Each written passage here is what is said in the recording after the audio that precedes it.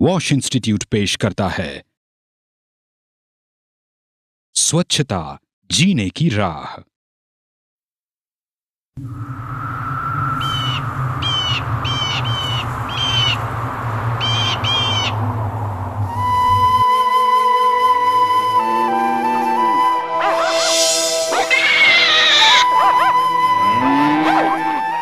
सुनो एंड्रूज, पिछले साल तक तुम हमारे स्कूल के स्पोर्ट्स चैंपियन थे। हमें तुम पर गर्व था, लेकिन इस साल तुम एक भी स्पोर्ट्स इवेंट नहीं जीत पाए। आखिर बात क्या है? स्पोर्ट्स डे से एक हफ्ते पहले मुझे डायरिया हो गया और इस कारण मुझे शारीरिक कमजोरी हो गई, इसीलिए मैं जीत नहीं पाया। सुनो दोस्तों, संभल कर चलो, पूरे रास्ते पर मल पड़ा है। दीपक, नाच क्यों रहे हो? ठीक से चलो ना। हे, मैं नाच नहीं रहा। स्किन डिजीज के कारण मुझे खुजली हो रही है। ये देखो।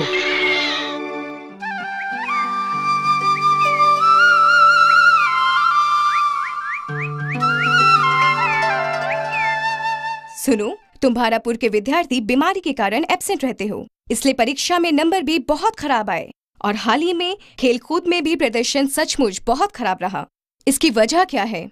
मैम, भारापुर में सफाई का नामो निशान नहीं है और वहाँ स्वच्छता का मतलब कोई नहीं जानता। मैडम, सभी सड़कों पर पूरी तरह पानी भरा हुआ है। बच्चे सड़क पर ही मल निष्कासित करते हैं। चारों ओर कूड़े के ढेर लगे हुए हैं। गांव बहुत गंदा है, इस कारण कई लोग डायरिया के शिकार हुए हैं और मच्छरों से मलेरिया और फिलेरिया जैसी बीमारियां फैली हैं। वहाँ के लोग बहुत ही ज्यादा गंदे रहते हैं और मैले भी रहते हैं, इसलिए उनका ये हाल है।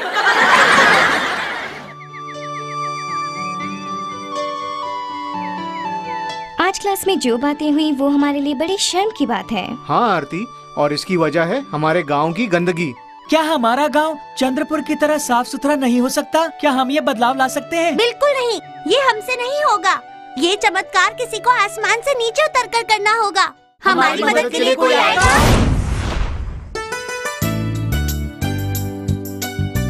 हे दोस्तों, घबराओ मत। मैं हूँ वॉश, तुम्हारा दोस्त। मैं तुम्हारी इच्छा के मुताबिक आया हूँ, तुम्हारे गांव को स्वच्छ बनाकर सब गांव वालों की जिंदगी में खुशहाली लाने के लिए। क्या हमारे गांव की हालत सुधर सकती है? क्या खुशहाली होगी हमारे गांव में? हाँ, अगर तुम लोग मेरा साथ दो तो क्या दोगे? हाँ, हम आपका साथ जरूर देंगे। अरे क्या हुआ? इसे सांप ने डस लिया जब ये मल निष्कासित कर रहा था। इसकी जान बचाने के लिए हम इसे अस्पताल ले जा रहे हैं। देखो दोस्तों, सड़क किनारे मल निष्कासित करने से दुर्घटना का खतरा रहता है। खुली जगहों पर कई जानवर आप पर हमला भी कर सकते हैं, जैसे सुअर, सांप या कुत्ते, जिससे कोई घायल हो सकता है या उसकी मौत हो सकती है। अगर मच्छर काट लें तो मलेरिया, फिलेरिया या चिकनगुनिया जैसे बुखार आपकी सेहत आसानी से बिगाड़ सकते हैं।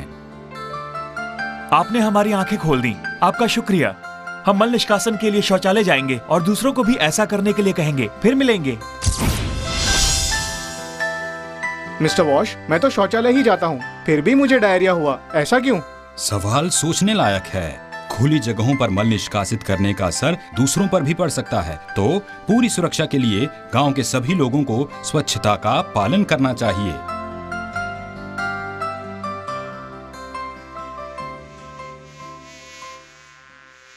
ये मेरे मनपसंद पकवान है, मैं इन्हें अक्सर खाता हूँ।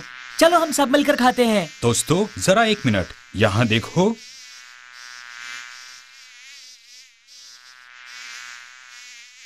ये मक्खियां मल से कीटाणुओं को मिठाई तक जल्दी ही पहुंचा देती हैं। ऐसी मिठाई खाने से तुरंत डायरिया भी हो सकता है। क्या तुम अब ये मिठाई खाना चाहोगे?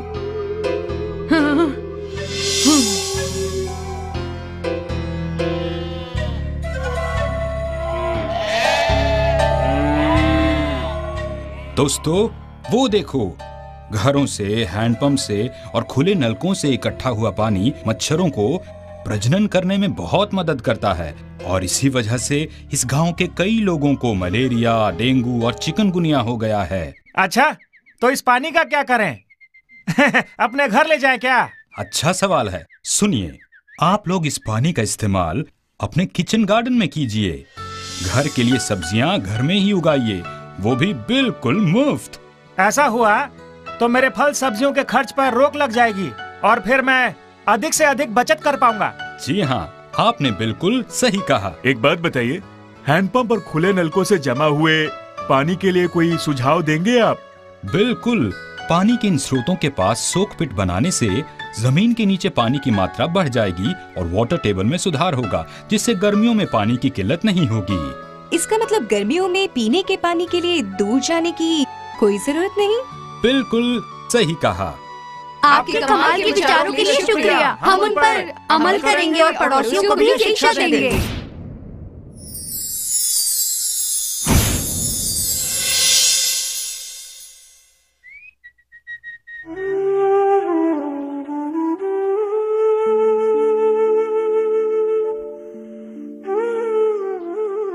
क्या हो रहा है यहाँ पर? मेरी बच्ची को डायरिया हुआ है। कैसे ये नहीं पता, पर ये अपने मंत्र शक्ति से इसका इलाज कर देंगे। बस कीजिए, इससे बच्ची को कोई फायदा नहीं होगा। पहले उसका मल साफ कीजिए और अपने हाथ साबुन से धोइए।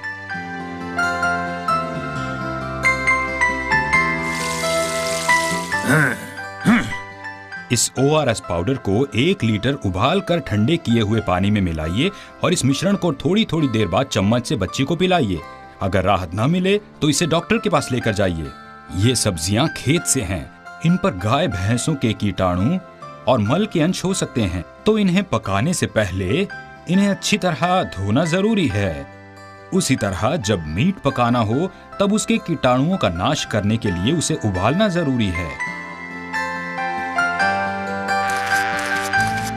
ये मक्खियां रोग फैलाने वाले कीटाणु फैला सकती हैं। ये खाना खाने से आप आसानी से किसी बीमारी का शिकार बन सकते हैं। आपकी बच्ची की यह हालत इसी वजह से हुई होगी। कृपया बर्तन हमेशा ढक कर रखें और उन्हें हमेशा किसी प्लेटफॉर्म या मेज पर रखें। आप इस कूड़े का क्या करेंगी? सड़क पर फेंक दूंगी। क्यों, ठीक है ना? नहीं, कूड़े में ही मक्खियां प्रजनन करती हैं जो बीमारियां फैलाती हैं। इस कूड़े को फसल के लिए खाद में भी बदला जा सकता है। घर के बाहर एक कंपोस्ट टैंक की मदद से ये आसानी से हो जाता है। क्या आइडिया है, धन्यवाद। आज से मैं बिल्कुल ऐसा ही करूंगी। पीने का पानी आप कहाँ से लाती हैं? नजदीक के तालाब से। हम वहाँ जा सकते हैं? हाँ जरूर, आइए चले। मिस्टर वॉश, हम समझ गए। जरा 1 मिनट रुकिए। सभी मेरी बात सुनिए। ये तालाब यहाँ रोज हो रहे अस्वच्छ कार्यों की वजह से दूषित हो गया है। अगर इस पानी को नहाने और पीने के लिए इस्तेमाल किया गया तो हमें बड़ी आसानी से डायरिया और कॉलेरा जैसी बीमारियां हो सकती हैं। पानी हमेशा सुरक्षित स्रोतों से लेना चाहिए, जैसे कि कोई हैंडपंप या ओवरहेड टैंक के नल से। मैं रोज यहीं आकर नहाता हूँ, इसीलिए मुझे स्किन इन्फेक्शन है। हाँ, अब हम समझ गए। सलाह के लिए शुक्रिया। कविता, दीपक, तुम दोनों ने बिल्कुल सही कहा। प्यारे दोस्तों, अब आप लोग स्वास्थ्य और स्वच्छता को बढ़ावा देने की जरूरत और अहमियत को समझ गए। साथ ही अब आप दूसरों को शिक्षित करने लायक भी हो गए हैं। ठीक है दोस्तों, मेरा काम खत्म हुआ। उम्मीद है जब मैं अगली बार आऊंगा तब सभी गांव वाले स्वस्थ और खुशहाल जीवन बिता रहे होंगे। बाय। हम अगले स्पोर्ट्स डे के लिए आपको न्योता देंगे मिस्टर वॉश, जरूर आना। बाय मिस्टर वॉश, हमारे दोस्त, शुक्रिया। बाय।